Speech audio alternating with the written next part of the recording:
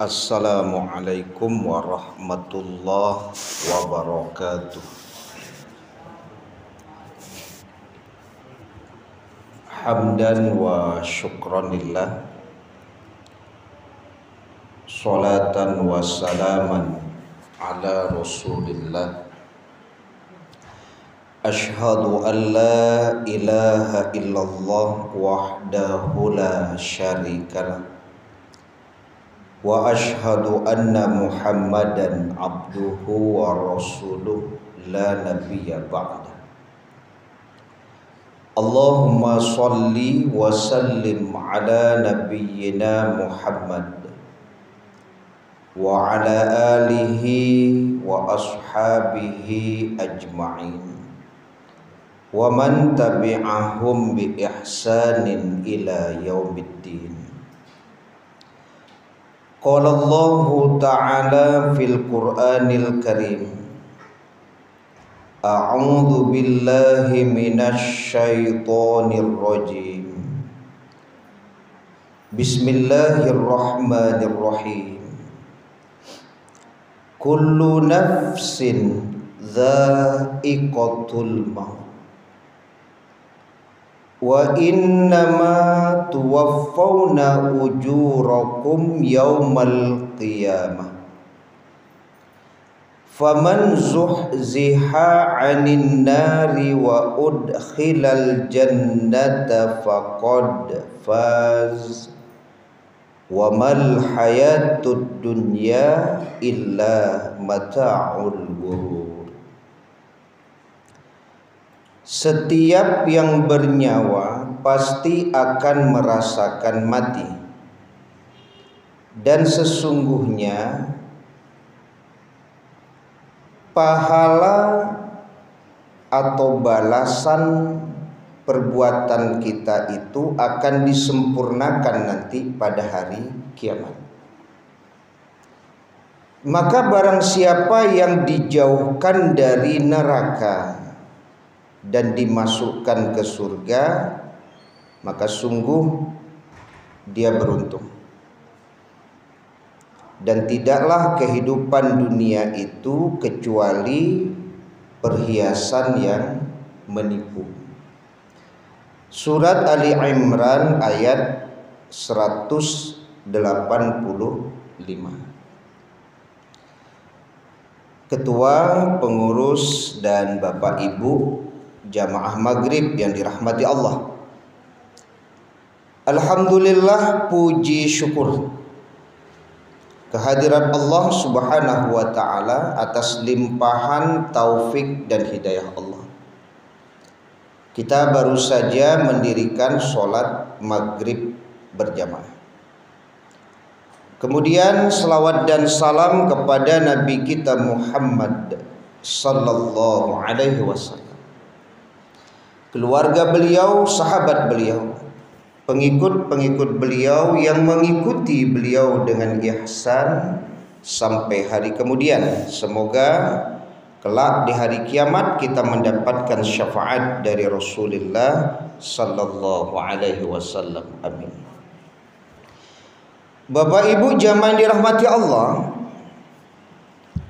malam ini kita akan kembali membahas kandungan yang terdapat dalam surat Ali Imran ayat 185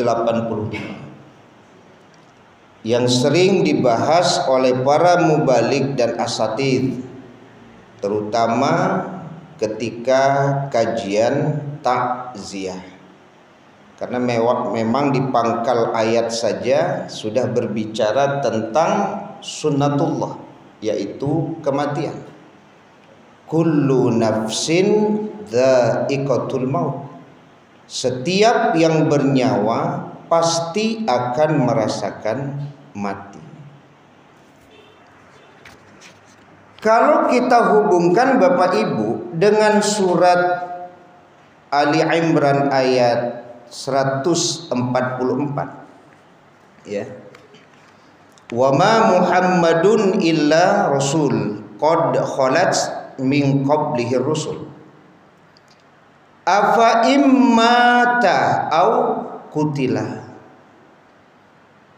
Kalau di surat Ali Imran ayat 144 berkaitan dengan kematian itu ada dua kemungkinan.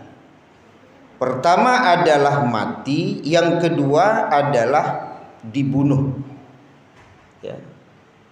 Ya, kalau berbicara dibunuh itu kan perbuatan yang menyebabkan hilangnya nyawa seseorang, kan gitu. Itu kalau dibunuh kan seperti itu. Bisa ditembak, bisa dipukul, ya, bisa dibegal, dicekik, ya. Ya, dibom, ya. Jadi perbuatan-perbuatan yang menghilangkan nyawa seseorang gitu. Ya. Nah, sehingga pelajaran yang bisa kita ambil Bapak Ibu berkaitan bahwa setiap yang bernyawa pasti akan merasakan mati. Dan di surat Ali Imran ayat 144, kematian itu datang dengan sebab mati itu sendiri. Kemudian yang kedua itu adalah dibunuh. Maka pelajarannya, kata ulama, kita wajib menjaga diri, ya, dari kematian yang salah satu penyebabnya itu adalah dibunuh, walaupun kematian itu adalah sebuah kepastian gitu. Nah, contoh umpamanya Bapak Ibu, ada kita baca di sosial media ketika sebuah keluarga itu didatangi oleh para perampok, Pak. Perampok. Sehingga kita baca itu suaminya meninggal. Ya, anaknya juga luka-luka gitu. Ternyata beritanya bahwa istrinya itu baru saja memposting, Pak. Memposting. Kayaknya hedonisme juga istrinya. Baru siap memposting. Memposting rumah mewah, memposting sofa mewah, memposting mobil bagus gitu kan. Ya. Sehingga boleh jadi dengan sebab itu ada yang kemudian punya niat gitu. Nah, kan itu punya niat untuk melakukan perbuatan ya seperti merampok gitu ya, mengambil ya, yang kemudian akhirnya memang terjadi pembunuhan gitu. Ya. Ini kan tidak sekali dua kali Bapak Ibu gitu ya. Ketika memang nikmat yang kita dapatkan itu kemudian diumbar ke khalayak ramai, Pak. Ya. Maka bentuk kehati-hatian. Kenapa? Kullu dzu ni'matin mahsud. Setiap nikmat itu ya, itu ada potensi untuk didengki oleh orang, Pak. Ada potensi gitu. Ya, sehingga kan ada bahasa jen dipakai juga, galang awak kapai ketampek rami, beko kok dibegal orang, lalu juangok-angok, kok ameh itu saya hilang ndak baado, kok juangok lalu. Itu kan bahasanya apa, Pak? Kan menjaga diri di situ. Dari salah satu penyebab kematian tadi, pertama adalah mati, yang kedua dibunuh. Nah, bahasa dibunuh ini kata ulama mengharuskan kita menjaga diri gitu. Menjaga diri, Pak. Ya seperti tadi lah gitu kan ada cowok nyampaian tuh kan. Nah, jadi pakai juo, iko lah jale Pak, ini kapai ke tampenan rami gitu, atau bajalan di tampenan langang, kan memancing itu, Pak, memancing, ya kan? Jika jadi orang kan, nah, akhirnya bisa jadi dibunuh gitu. Atau boleh jadi Bapak Ibu ketika kita melalui lah tempat-tempat yang memang gitu ya, di situ tidak sekali dua kali Pak terjadi pembegalan gitu ya. Ya. Sehingga kemudian ada bahasa bahwa kita tidak melanjutkan perjalanan gitu. Awak menginap saya di pom bensin kok aja ya. Sebab jalan yang kadi tampuh kok iko ndak sekali dua kali banyak orang yang lalu angoknya gitu. Ya, berarti kan bahasanya di situ bahwa mati adalah sebuah kepastian. Tapi bahwa kematian dengan sebab dibunuh, kita bisa menghindarinya dengan ikhtiar gitu. Nah, ini yang disampaikan ulama tadi, Pak. Bisa menghindarinya dengan ikhtiar. Yang mati pasti. Ya kan bahasanya itulah, lajale jalan tuh banyak bajing loncat contoh. Ya Pak, ada begal, adilah malam langang awak sorang loh naik sepeda motor. Itu kan berarti awak nan mencari mati kan, itu bahasa awak nan mencari mati. Maka ada ikhtiar di situ gitu. Ya. Supaya kemudian ya kematian yang mendatangi kita itu bukan dengan sebab apa, dibunuh gitu Pak. Ada ikhtiar gitu. Nah, ini kan Bapak Ibu jamaah yang dirahmati Allah Subhanahu wa taala ya. Jadi ada kehati-hatian ya, ada penjagaan diri gitu. Ya karena kan ketika dibunuh ini banyak ragam Pak. Ya kalau kita melihat di sosial media kan banyak ragam ya. Ada yang dikasih minuman, kemudian ternyata di minuman itu ada racun gitu. Ya. Kasus cyanida gitu kan. Ya. Nah, yang jelas Bapak Ibu, ya kalau kita dalam keyakinan kita Pak, dalam agama kita, yang jelas kalau berjalan itu ya kita memperlindungkan diri kita kepada Allah. Ya, artinya kita berjalan yang dalam ilmu kita aman. Kemudian kan biasanya ditambah dengan sebuah doa kan. Bismillahi tawakkaltu 'alallah la haula wala quwata illa billah. Itu berarti kan sudah menyandarkan kepada Allah itu Pak. Ya, rumah dikunci Pak. Digembok.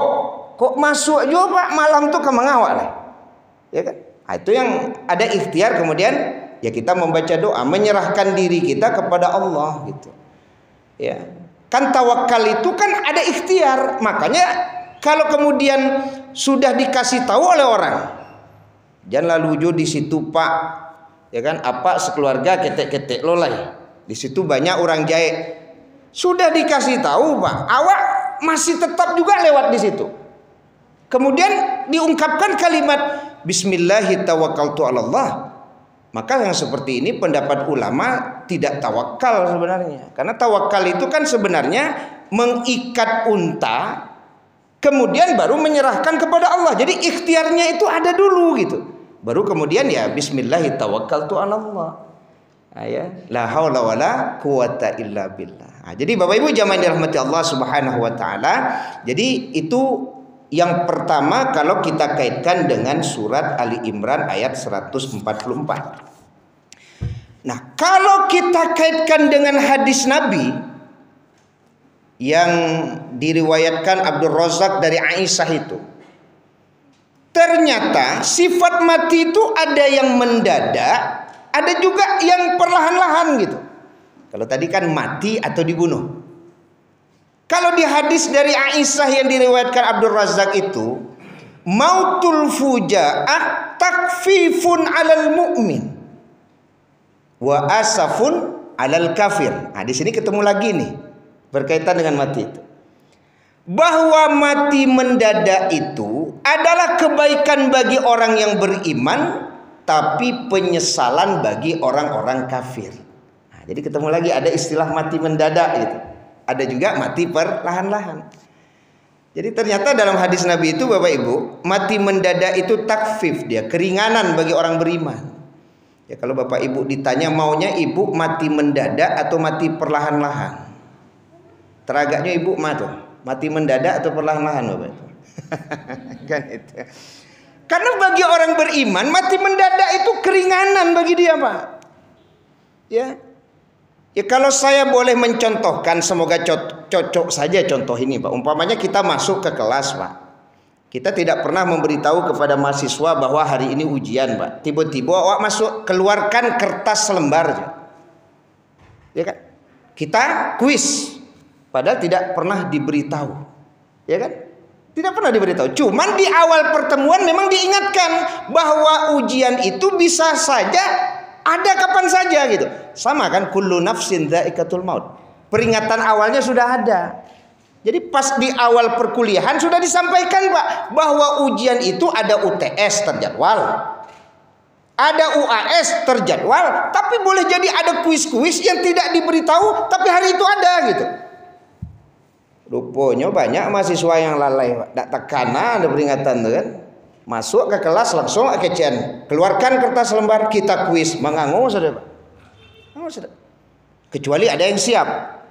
Ya, ada yang siap.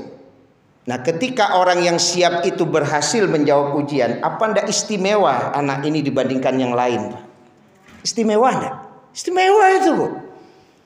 Ya, karena di situ kita bisa menilai, Pak. Ketika ujian itu dilaksanakan secara tiba-tiba, ternyata dia mampu menjawab soal itu dengan baik, berarti anak ini layak. Tidak pun ikut ujian akhir semester, dosen berani memberinya nilai yang bagus. Berarti itu yang disebut takfif tadi itu. Ada sesuatu yang meringankan bagi dia, karena dibandingkan yang lain yang tidak siap, Pak, dia siap gitu. Itu yang takfif gitu. Makanya logika berpikirnya kalau dari hadis Nabi yang kita baca tadi, Bapak Ibu, orang beriman itu memang harus siap kapanpun dijemput, Pak. Logikanya begitu. Karena hadisnya kan takfifun alal mu'min. Mati mendadak itu adalah kebaikan bagi orang beriman. Jadi logika berpikirnya orang beriman ini, Bu, mau kapanpun dimatikan Allah, mau dimanapun dimatikan Allah, tidak ada masalah, Pak. Logikanya begitu orang beriman itu. Makanya jadi takfif dia. Ya kan? Tentu ada beberapa penjelasan dari ulama kenapa dia disebut takfif tadi itu kan. Ya. Kenapa dia disebut takfif? Ya. Ya, tentu apa yang disampaikan oleh para ulama, karena orang beriman itu ya orang-orang yang tentu keistiqomahannya dalam hidup itu memang terbukti dan terwujud, Pak. Saya ambil contoh salah satunya kan begini, Bapak Ibu. Kita hubungkan umpamanya dengan hadis Nabi. Ayakunul mu'minu kadzaban. Ya Rasulullah, apakah mungkin orang beriman itu berdusta? Ini kita mencoba menghubungkan dengan ini. Apakah mungkin orang beriman itu berdusta? Jawaban Nabi, la. Orang mukmin itu tidak mungkin berdusta. Jadi yang disebut mukmin itu, Pak, mau kapanpun dimatikan Allah, mau dimanapun dimatikan Allah, dia mati dalam keadaan tidak akan pernah berdusta, Pak. Itu baru orang mukmin tuh. Berarti kalau orang yang suka berbohong, ya mengurangi takaran dan timbangan, mau ubah-ubah angku 6 jadi 7, Pak, di proyek dan sebagainya gitu ya, contoh gitu ya. Berarti kan tidak bisa disebut orang beriman yang disampaikan Nabi tadi, Pak. Kalau ternyata kemudian di saat dia berbuat curang dicabut nyawanya oleh Allah, maka dia tidak jadi takfif. Jadinya asafun, Pak, penyesalan bagi dia. Kenapa? Karena kebohongan seseorang menggugurkan keimanannya pada waktu itu. Hilang dia, Pak. Ya kan? Coba bayangkan, contoh umpamanya awak sedang di pasar kok, Pak.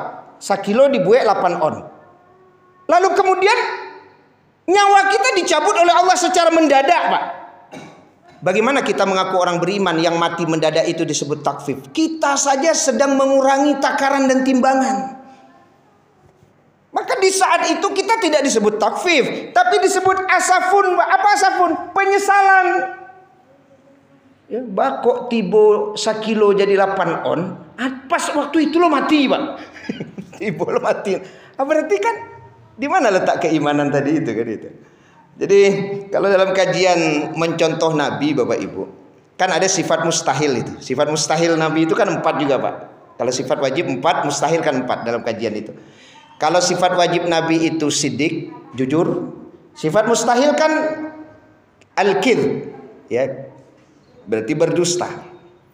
Jadi bagaimana kata ulama mentauladani sifat mustahil Nabi itu? Mentauladani sifat mustahil Nabi itu kata ulama memustahilkan sifat mustahil bagi Nabi itu juga kepada kita. Itu mentauladani itu, Pak.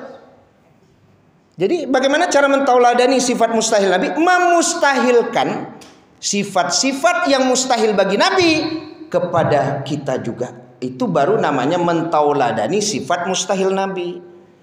Pertanyaan, berani tidak kita berkata bahwa mustahil bagi saya untuk berdusta? Coba, Pak. Kalau berani Bapak Ibu mengatakan mustahil bagi saya berdusta, itulah cara mentauladani sifat mustahil Nabi yang disebut al-kizib. Berani tidak? Ya. Sebab kalau sudah berkata mustahil bagi saya berdusta, Pak, berarti sudah mentauladani itu. Cuman ketika ditanya berani tidak Bapak menyampaikan mustahil bagi saya berdusta, ya agak barek Ustaz. Berarti memang susah meninggalkan dusta, Pak. Berarti memang susah meninggalkan berbohong, karena mengatakan mustahil bagi saya berdusta saja tidak bisa aja, Pak. Nah, bagi kira-kira itu, ya kan? Jadi jamaah yang dirahmati Allah Subhanahu wa taala, maka balik lagi tadi kan, kematian mendadak bagi orang beriman itu takfif. Kenapa? Karena orang beriman itu memang orang yang, ya kita ambil salah satu contoh tadi, memang orang yang tidak ada berdusta, Pak. Jadi kapanpun diambil Allah, berarti dia mati dalam keadaan jujur. Itu apanya kesimpulannya? Itu kesimpulannya itu, Pak. Ya, kapanpun dia, dimanapun dia, berarti pasti dalam kejujuran dia. Karena orang mukmin tidak mungkin berdusta, tak mungkin. Ya, nah, kita ambil contoh yang lain umpamanya. Ya, la yu'min, la yu'min, la yu'min, kan begitu. Tidak beriman, tidak beriman, tidak beriman. Kila ya Rasulullah, siapa itu wahai Rasulullah? Malla amana jarahu bawaikahu. Ya, yaitu orang yang tidak aman tetangganya karena perbuatannya, Pak. Jadi kalau ada ibu yang sampai hari ini tidak aman tetangga gara-gara perbuatan ibu, tiba-tiba ibu mati, itu tidak disebut takfif, Pak. Asafun. Karena ibu mati dalam keadaan sedang mengganggu tetangga, Pak. Karena bapak mati dalam keadaan sedang zolim kepada tetangga. Gimana menyebut takfif? Bagaimana menyebut takfif? Wak jahit ke tetangga, mati, Pak. Nah, gimana menyebut takfif? Tak bisa sebut takfif, Pak. Maka jadi asafun dia. Tentu jadi penyesalan. Bak kok sedang zolim ke tetangga, mati kok tiba. Padahal mungkin adoniek lah, Bu. Adoniek kok. Ambo kailok je tetangga kok. Tapi tunggu hari raya besok dulu kan itu. Rupanya lu tiba hari raya matinya, Pak. Penyesalan jadinya, Pak. Nah, itu bahasa keimanan tadi. Jadi mati mendadak itu takfif bagi orang beriman. Tapi dia menjadi asaf. Asafun itu penyesalan bagi orang-orang yang kafir gitu. Nah, jadi Bapak Ibu jamaah dirahmati, itu kita ambil contoh ya kedua. Jadi kalau umpamanya tidak beriman seseorang sampai Nabi berkata 3 kali, Bapak Ibu, orang yang tidak aman tetangganya karena perbuatannya. Kalau sampai hari ini sekali lagi tidak aman tetangganya karena perbuatannya, lalu kemudian dia mati mendadak, maka masuk dalam golongan asafun, bukan takfif. Pasti menyesal ya, Pak, pasti. Ya, nah itu pembahasan tentang ada yang disebut mati mendadak, atau ada juga yang perlahan-lahan gitu. Mati mendadak. Tapi ini kaitannya kan memang dengan persiapan, Pak. Karena orang mukmin itu adalah orang yang siap. Ya, orang yang siap. Ya. Tapi memang sebenarnya kan ada juga pendapat begini. Kalau orang yang sudah berusia 65 tahun, Pak, kemudian mati dia kan, dikatakan mati mendadak. Ada yang berpendapat itu bukan mati mendadak itu. Baru mengecek mati mendadak, uban salah putih kepala itu sudah. Pak mengecek mendadak, Pak. Bagaimana mengatakan mendadak? Karena tanda-tandanya sudah dikasih tahu, Pak. Matu semencalek lah kabur tuh. Ya kan? Mengecek salah manggarete, Pak. Kulit lah keripui, wah. Kemudian mati dia. Memang orang bahasanya dak ada sakit apa itu. Tadi pagi masih mau tahajud jawab. Mendadak sama matinya. Kalimat mendadak dalam ilmu manusia.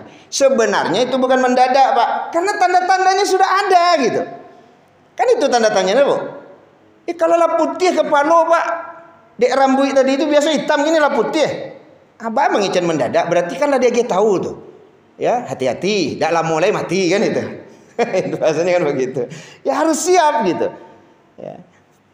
Nah, tapi kan sekali lagi nih, ketika kemarin ada kasus ya, selebritis yang mati, kemudian disebut mati mendadak, lalu tiba-tiba muncul.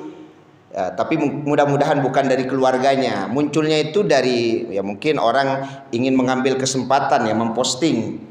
Ya, apakah ini bukan gara-gara dia kena santet? Alah, masuk sekali dukun. Kalau itu kalimat dukun tuh, Pak. Kalau dukun memang model itu Bapak Ibu, payahlah baru baik ke dukun, kau nak kasih tu nyorahan Bapak Ibu. Payahlah. Dukun cik saya Pak, lain tak sedang batangkai ibu ju adik ibu. Itulah karena dukun tu Pak. Kemadu-adu tu Pak. Nyu kalau tabib kan lampu sampaikan kepada Pak. Kalau tabib nyu mau beknya Bu. Sakit apa? Sakit ibu diubek. Tapi kalau lah madu-adu tu nak tabib tu Pak, dukun nama tu. Kurang dak ke ibu wana kau mah dak jauh kau dah. Wah. Itu ya. Ya kalau dukun model itu, kalau lah model itu dah usah berubah pai saya pulang lah. Ya, itulah dukun kerja itu. Ya. Kalau santet itu bahasanya kan seolah-olah memang ada orang yang berniat jahat. Tapi kan sulit membuktikan, Pak. Bagaimana Bapak Ibu membuktikan Bapak Ibu punya keluarga lalu mati mendadak itu karena santet? Baca roh. Susah itu, Pak. Tapi umpamanya karena ditembak ada pelurunya Pak, ya kan? Atau karena dipukul ada mungkin batu bekas memukul, atau dicekik ada tandanya. Tapi kalau disantet, baca rohnya ibu membuktikannya disantet. Baca roh? Tak bisa Pak. Itu hanya buruk sangka saja itu. Ya, disantet aja. Yang menyantet kok sia aja lah. Siapa yang menyantet? Ya, jadi Bapak Ibu sekali lagi kita berbaik sangka saja. Kalau ada saudara kita yang mati mendadak, semoga itu adalah takfif bagi dia, keringanan bagi dia Pak. Tidak usah dibahas-bahas yang lain boleh. Bersyukur saja kita Bu. Kalau ada keluarga kita yang mati mendadak, kita bersyukur karena berdasarkan hadis Nabi, orang beriman yang mati mendadak maka bagi dia adalah takfif, selesai. Jadi kaji-kaji yang banyak Bapak. Yo mah nyo habis batangka ke patang judun sana di kampung. Kan itu. Lain dak nyubek itu. Sebab pulang dari kampung tu dak ada selero makan itu. Hilang selero makan aja. Alah mulai itu. Alah menjurus kepada perbuatan setan lagi Pak, mengadu domba. Jadi Bapak Ibu jangan dirahmati Allah Subhanahu wa taala. Tapi memang kalau kematian mendadak ataupun perlahan-lahan Bapak Ibu, kalau boleh memilih, memang orang lebih memilih Pak, keluarganya itu matinya perlahan, jangan mendadak. Sebab kalau mendadak kok kesiapan untuk menghadapi itu memang berat Pak. Memang berat. Lalu kehendak keluarga kok sehat-sehat Pak. Ya kan tadi baru berjalan Jawa. Tiba-tiba kemudian dipanggil oleh Allah. Itu memang luar biasa kesiapan iman kita menghadapi yang mendadak itu Pak. Tapi kalau perlahan-lahan kan beda. Lah berala mau sakit itulah lah masuk tahun kedua nyo sakit. Kami lah ikhlas Ustaz. Cuman nyo kan alunjo mati-mati sebegini kan itu. Ya kan nyo ikhlas maksudnya dia ikhlas Pak, cuman belum dimatikan Allah gitu maksudnya. Bukan awak minta mati gitu ya. Janganlah ya, bagaimanapun yang punya hak menghidupkan dan mematikan itu Allah. Tapi memang kita diajarkan sebuah doa. Kalau bertemulah dengan keluarga yang memang sudah ibu Pak. Kamilah ikhlas Ustaz, ibu mencalik badan lah habis. Ya Pak. Kalau orang sakit kan model itu Bu, badannya lah habis. Kemudian pokoknya kasihan lah. Maka ada doanya yang diajarkan kan. Kalau kematian itu baik baginya, ya Allah matikanlah dia. Berarti kan kita serahkan semuanya kepada Allah, bukan kita yang minta mati Pak. Kok dapat matian saya Rob, ibu bukan. Kalau kehidupan itu baik bagi dia, maka panjangkanlah umurnya. Itu boleh. Tapi jangan mendoakan mati Pak. Kalau tadi ya, bahaya kalau sampai kemudian mendoakan mati. Aja ini berbicara tentang keimanan. Maka Bapak Ibu jangan dirahmati Allah Subhanahu wa taala.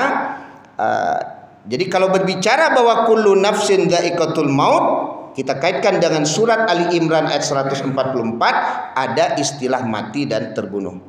Kalau kita kaitkan dengan hadis Nabi dari Aisyah yang diriwayatkan oleh Abdul Razak, ada yang namanya mendadak, ada juga yang namanya perlahan-lahan. Tapi bagi orang beriman sekali lagi, mau mendadak atau perlahan tetap kebaikan Pak. Karena kalau perlahan bagi orang beriman sakitnya itu bisa mengurangi dosa-dosanya Pak. Bagi orang beriman. Tapi kalau bagi orang kafir tidak akan berkurang dosa, malah bisa jadi bertambah dosa-dosanya. Itu poin yang pertama berkaitan dengan surat Ali Imran ayat 185. Yang kedua Bapak Ibu, wa innama tuwaffawna ujurakum yaumal qiyamah. Dan sesungguhnya penyempurnaan balasan bagi kamu itu nanti di mana? Di hari kiamat. Artinya apa? apapun yang kita lakukan Bapak Ibu dalam kehidupan kita ini, itu akan ada balasannya di dunia. Penyempurnaannya nanti di hari kiamat, Pak. Kita ambil contoh. Ini yang berbicara dulu tentang keburukan, Pak. Tentang keburukan.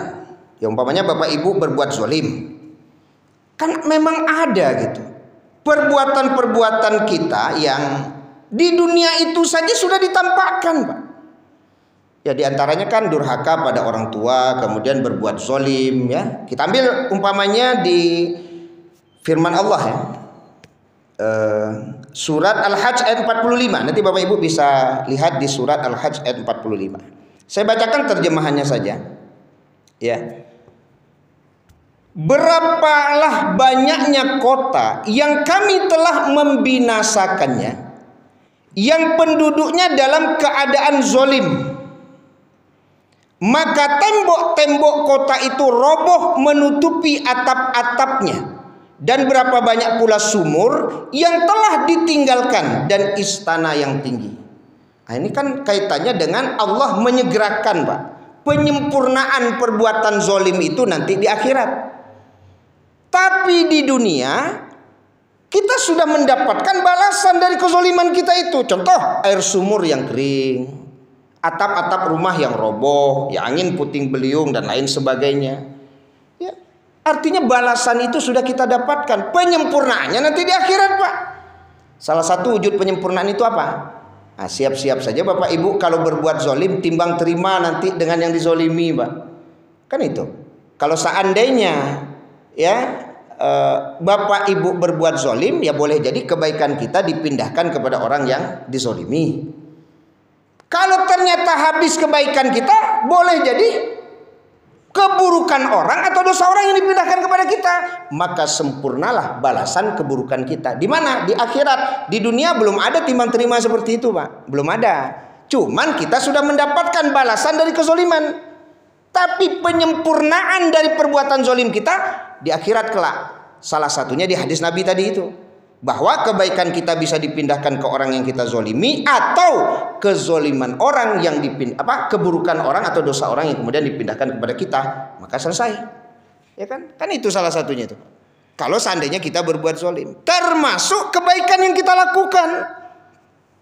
Surat An-Nahl ayat 97, ya, yang sering dibahas oleh para mubalik dan asatid.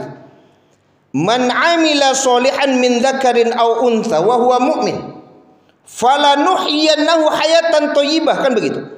Barang siapa melakukan amal soleh, baik laki-laki ataupun perempuan, dan dia beriman, maka sungguh kami akan memberinya kehidupan yang baik.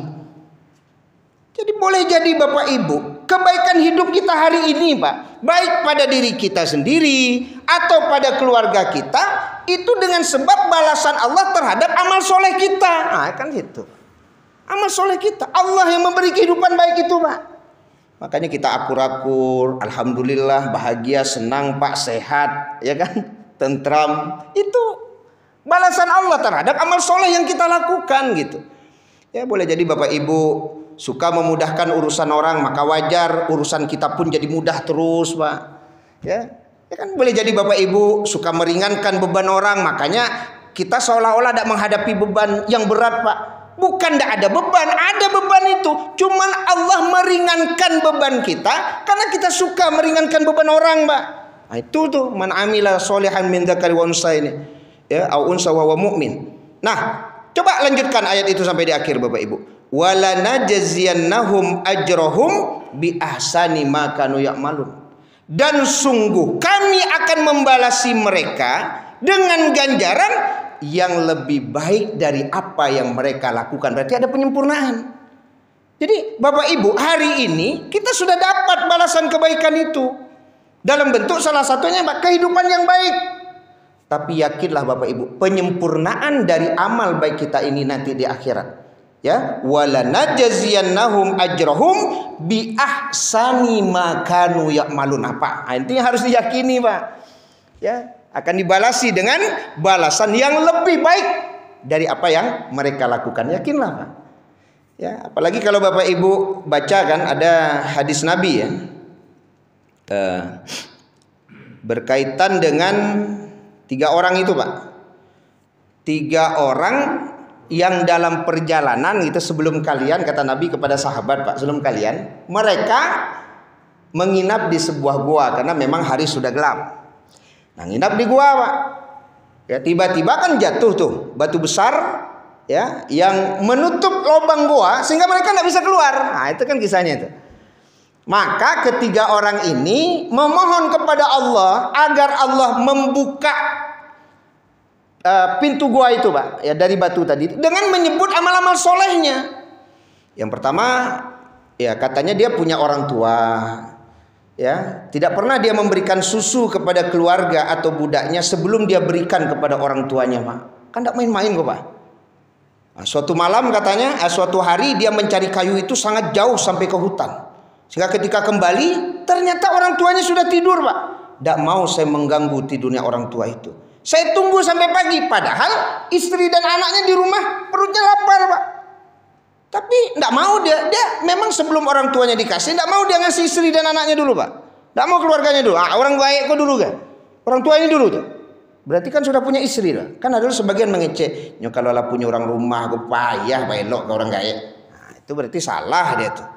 Nah, ini contoh salah satunya, Pak. Sudah punya keluarga, tapi orang tua tetap prioritas, Pak. Nah, ini kan bagi memang laki-laki ya, karena laki-laki. Kalau perempuan kan memang taatnya kepada suami ya. Tapi tidak, sekali lagi tidak pula kemudian membuat ketaatan pada orang tua itu menjadi kurang. Nah, kemudian kan itu katanya, ya, sampai pagi baru dikasih minum. Ya, setelah dikasih minum, kemudian baru keluarganya yang dikasih minum. Nah, kalau engkau ridhoi ya Allah, maka meminta supaya pintu gua yang tertutup batu itu kan terbuka, maka bergeserlah batunya. Maka yakinlah Bapak Ibu, kebaikan kita kepada orang tua, yakinlah akan mendatangkan balasan-balasan Allah, kebaikan pula bagi kita hidup di dunia ini. Percayalah Bapak Ibu. Ya, percayalah. Sedikit pun kebaikan pada Allah pasti ada dapat balasan. Nah, ini salah satu contoh. Kemudian yang kedua, dia bercerita bahwa dia itu kan menginginkan anak pamannya yang cantik, Pak. Cuma anak pamannya tidak suka sama dia. Ya, tiba-tiba pamannya ini butuh uang, maka dipinjamkan 120 dinar dengan syarat bahwa anak pamannya itu mau dengan dia, artinya melakukan perbuatan zina. Di saat akan melakukan perbuatan tersebut, anak pamannya tersebut berkata, takutlah kepada Allah, jangan engkau buka sesuatu itu yang kecuali dengan kuncinya gitu ya. Artinya jangan berzina, harus menikah dulu gitu. Maka aku terkejut, aku tinggalkan saja anak pamanku itu dengan uang 120 dinar tadi. Maka ya Rabb, kalau itu engkau ridai ya mohon agar dibuka. Maka bergeser pula lah batu itu. Nah, inilah luar biasa Bapak Ibu. Orang yang mampu mengendalikan diri dari perbuatan zina, Pak. Apapun bentuk zinanya. Mau zina mata, mau zina telinga gitu ya. Ya, kalau zina dalam pemahaman kan iltaqal khitani, ya, bertemunya dua alat kelamin gitu ya. Tapi kan banyak juga zina-zina yang lain seperti zina mata, zina telinga. Maka yakinlah apapun usaha kita menjauhkan dari zina sekecil apapun, itu akan mendatangkan kebaikan dari Allah kehidupan kita di dunia. Percayalah Pak. Paling tidak kenyamanan jiwanya. Orang kalau tidak pandai menjaga mato, Bu, zina mato, ambo yakin apa yang disampaikan para ulama, tidak akan pernah tenang hidupnya, gelisah Pak. Padahal hanya zina mata, Pak. Makanya ada sahabat yang kemudian bertemu dengan Umar bin Khattab kalau tidak salah kan, ra'aitu asaruz zina fi anaik, aku melihat ada bekas zina di matamu. Ternyata memang ketika di jalan melihat perempuan itu dengan syahwat, ya, maka ternyata nampak bekas zina itu, Pak. Boleh jadi pendapat ulama nampak itu dalam bentuk apa? Muko karuh. Kalau orang-orang soleh itu tahu dia, Pak, ini muko mesum lah. Muko yang memang tidak baras ya. Muko dan pangana itu kumuh. Ya, Pak. Kalau orang-orang soleh itu kan ada firasat namanya itu. Ada firasat. Nah, kemudian yang ketiga Bapak Ibu jamaah dirahmati Allah, itu kan berkaitan dengan upah kan. Ya, katanya dia sudah memberi upah pekerja, Pak. Cuman ada satu orang yang upahnya tidak ada orang itu, maka disimpannya. Lalu diputarnya upah ini. Sehingga menjadi binatang-binatang, sapi, kambing, berkembang harta itu, Pak. Lah datang orang tadi meminta gajinya itu, nyagian sadonya. Itu tak kaju yang dia upah tadi. Masa iya mau dilikut Tuhan? Ambo kan minta upah ambo saja. Ya upah Anda itu saya kembangkan, maka jadilah ini binatang ternak, gitu kan? Ambillah untukmu semuanya. Yuk susah lo mencari orang model itu, Pak. Kalau di awak kadang-kadang hak orang sengaja bertahan-tahan, kan? Harusnya lah gajian, bapu jolo tuh. Tunggu lu. Padahal orang kegajian, Pak, hanya tahan-tahannya. Jadi orang yang hobi menahan gaji orang, Pak, itu tidak akan baik hidupnya, tidak baik. Ya, segerakan saja kan itu ya, segerakan saja. Nah, jadi Bapak Ibu jamaah dirahmati Allah. Jadi kita yakin, ya, apakah kebaikan atau keburukan, pasti Allah akan memberi balasan di dunia. Penyempurnaan terhadap kebaikan atau keburukan kita itu nanti di mana? Di akhirat. Kemudian yang ketiga itu ada kaitan dengan faman zuhziha 'anil nari wa udkhilal jannah faqad faz. Barang siapa yang dijauhkan dari neraka dan dimasukkan ke surga, maka dialah beruntung. Karena surga itu memang tempat keberuntungan. Berkumpul dengan para nabi, siddiqin, syuhada dan solehin di mana? Di surga. Makanya wajar Rabi'ah bin Malik al-Aslami, sekali lagi Bapak Ibu ketika ditanya, ya sal, mintalah kepadaku, apa jawabannya? Inni as'aluka murafaqataka fil jannah. Aku ingin menemani engkau di surga. Ya, ingin menemani. Maka kata Nabi, fa'ini ala nafsika bi kasrati sujud, bantu aku agar keinginan engkau itu terpenuhi dengan memperbanyak sujud. Kalau Bapak Ibu yakin dengan hadis Nabi satu ini, maka perbanyaklah solat sunnah sebagai salah satu cara menemani Rasulullah di surga. Yakin dengan hadis kok, Pak? Karena memperbanyak sujud itu artinya kata ulama memperbanyak solat sunnah. Kalau memang kita yakin bahwa dengan memperbanyak solat sunnah bisa menemani di surga, kenapa banyak waktu terbuang percuma? Kenapa banyak waktu terbuang hanya untuk duduk-duduk? Banyak waktu terbuang hanya untuk nonton-nonton? Kenapa tidak dijadikan solat sunnah gitu? Sampai kemudian ada kalimat, Pak, ya, ketika kata Nabi, Bilal itu masih di bumi, langkahnya sudah ada di surga, Pak. Hebat Bilal. Padahal Bilal itu bukan Nabi deh. Tapi kenapa orangnya masih di bumi, langkahnya sudah ada di surga? Ditanya oleh Nabi, madza amilta? Apa yang kau amalkan, Bilal? Apa kata Bilal, Pak? Aku mengerjakan sholat sunnah sebisa yang aku lakukan setiap selesai ambil wudhu. Artinya apa? Kalau langkah Bilal bisa didengar di surga, berarti langkah kita juga bisa terdengar di surga. Karena Bilal bukan Nabi, Pak. Bilal hanya manusia biasa, tapi dengan memperbanyak sholat sunnah setelah ambil wudhu, langkahnya sudah terdengar di surga, Pak.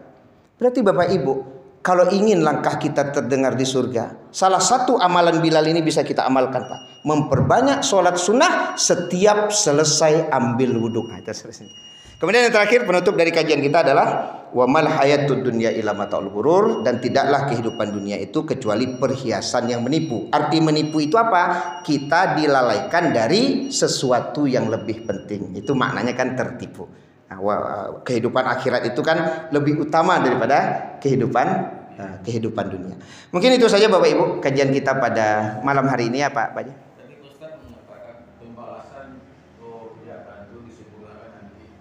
Iya. Bagaimana kalau dia sebelum meninggal dia minta tobat? Nah, itu dia. Berarti kan itulah yang Allah Maha Pengampun lagi Maha Penyayang tadi itu. Ya, seandainya dia bertobat kepada Allah atau meminta maaf, maka penyempurnaan dari kejahatan tadi itu adalah ya ampunan Allah. Itulah penyempurnaannya gitu. Jadi kalau umpamanya dia berbuat zolim, ya, lalu kezoliman tadi umpamanya dia selesaikan di dunia. Ya, seperti memaafkan gitu Pak, atau bertobat kepada Allah, maka penyempurnaan di akhirat itu adalah ampunan Allah. Jadi kalau ada orang hari ini berzina, contoh Bapak Ibu, atau membunuh, lalu ada kisos ya, berarti kan balasan di dunia itu kisos, sehingga kemudian tangannya dipotong, ya kan, atau kemudian dihukum mati gitu ya, kisos. Maka di akhirat ampunan Allah adalah tidak membuka dosa itu kembali di akhirat. Kenapa? Karena sudah selesai di dunia. Itulah bentuk penyempurnaan terhadap kezoliman yang dilakukan oleh seseorang ketika berada di dunia. Jadi kalau ada orang berzina Pak, lalu kemudian dicambuk, ya kalau bagi yang belum menikah kan dicambuk. Kalau bagi yang sudah menikah kan dirajam sampai mati kalau dalam ajaran Islam. Nah, kalau itu dilaksanakan di dunia, penyempurnaan di akhirat apa? Ampunan Allah, sehingga itu tidak lagi Allah angkat dan perhitungkan nanti di hari kiamat. Selesai. Tapi kalau di penjara belum selesai Pak. Kalau sekarang kan hanya di penjara gitu ya. Nah, maka penjara itu tidak menyelesaikan, sehingga ampunan Allah itu tidak akan didapatkan. Penyempurnaannya bagaimana? Ya hukum Allah lah nanti di hari akhirat untuk menyelesaikan kezaliman itu. Wallahu a'lam. Itu baik. Itu saja Bapak Ibu, semoga bermanfaat kajian kita malam hari ini. Subhanakallahumma bihamdika asyhadu an la ilaha illa anta astaghfiruka wa atubu ilaik. Wassalamualaikum warahmatullahi wabarakatuh.